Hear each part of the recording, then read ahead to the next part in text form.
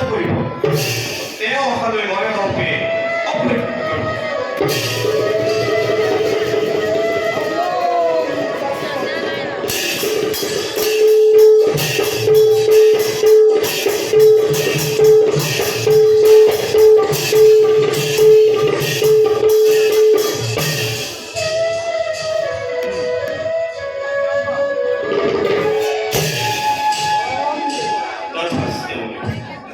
পিছে মনিবৰ এই পথেৰে যোৱাৰ কাৰণ জানিব পাৰিনে বাৰু?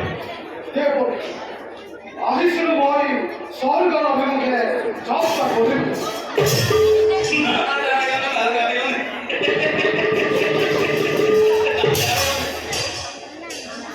ইয়াৰ কাৰণ কি মনিবৰ?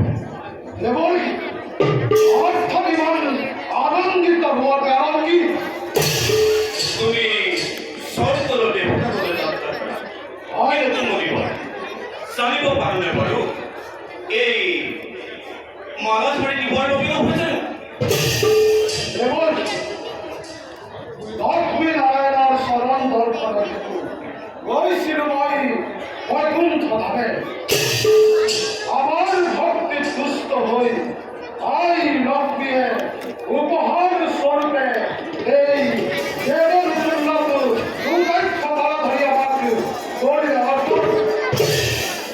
কিন্তু দেবর আমার ধরে তপস্বীর দলাতে এনে মূল্যবান রত্নাই তোমার পায়। নদীকে এই মূল্যবান মালা ধরি মই দেবর সিদ্ধ ভাবাতে অর্পণ করে অমরাবতীর যাত্রা করিব।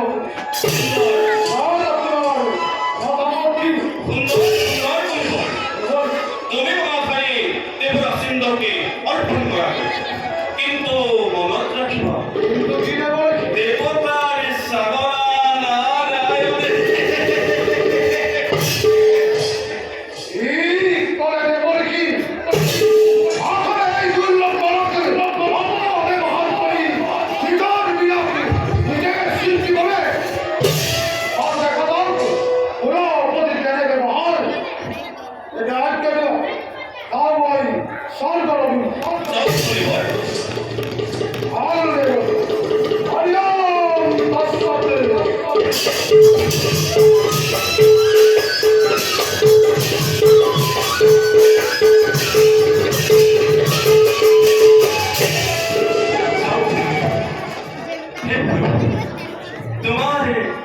तुम्हारी सावना महान है, तुम्हारी सावना अधिपति बने जगह की बाकी है कारण